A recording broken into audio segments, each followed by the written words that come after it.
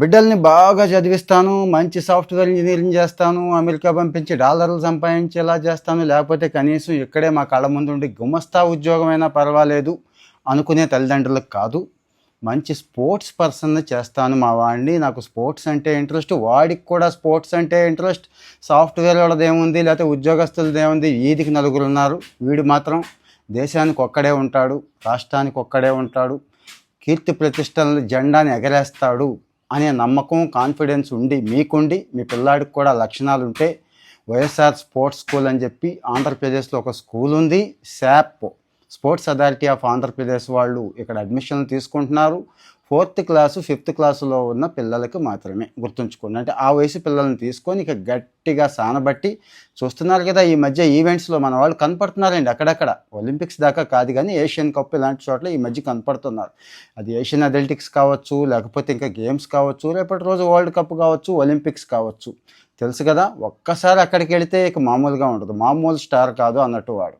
So మరి అంత confidence, అంత ఇంట్రెస్ట్ ఉంటే కనుక ఈ స్కూల్ అడ్మిషన్స్ జరుగుతున్నాయి. ఈ నెల 19 వరకే ఆల్రెడీ నోటిఫికేషన్ వచ్చేసింది. ఈ నెల 19 వరకు అవకాశం ఉంది. చిన్న టెస్టేనండి, ఫిజికల్ టెస్ట్లే, రిటర్న్ టెస్ట్లు ఏముండవు.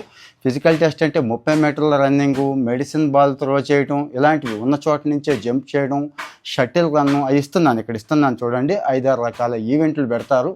ముందు డిస్టిక్ లెవెల్లో స్క్రీనింగ్ పెట్టేస్తారు, వీళ్ళందరినీ స్టేట్ లెవెల్కి తీసుకొచ్చి అక్కడ పెడతారు. ఈ 2 బ్యాచ్లను కూడా తీసుకుంటారండి. అంటే 8-10 సంవత్సరాల మధ్య ఉంటే 4వ తరగతిలోకి, 9-11 సంవత్సరాల మధ్య ఉంటే 5వ తరగతిలోకి. డేట్ ఆఫ్ బర్త్లు కూడా ఇక్కడ ఇస్తున్నాను, ఏ డేట్ నుంచి ఏ డేట్ మధ్య పుట్టి ఉండాలి అనేది ఒక కన్ఫ్యూజన్ ఉంది కదా, అది కూడా ఇక్కడ ఇస్తున్నాను. నేను మళ్ళీ నా సలహా ఒకటే, అందరినీ కాదు, ఇక్కడ ఇంట్రెస్ట్ ఉంటుంది.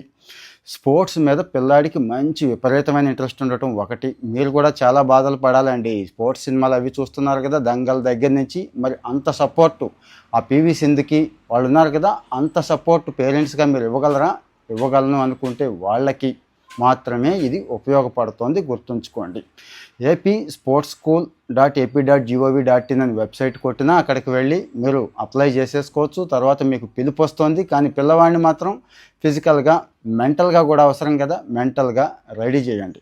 ఇక ఓన్లీ అథ్లెటిక్సేనా అంటే స్పోర్ట్స్ స్కూల్లోకి తీసుకున్న తర్వాత ముందు అసలు వాడి ఫిట్నెస్ వగైరా, వాడి పద్ధతి ఏంటి అన్నీ చూస్తారండి. చూసి వాడు ఎక్కడ పనిచేస్తాడు, అంటే ఎక్కడ ఏ ఫీల్డ్లో పనికొస్తాడు అనేది అక్కడ వాళ్ళు డిసైడ్ చేస్తారు, వీడి ఇంట్రెస్ట్ని బట్టి కూడా.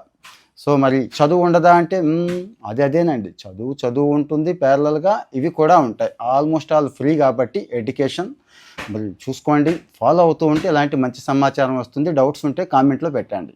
Thank you.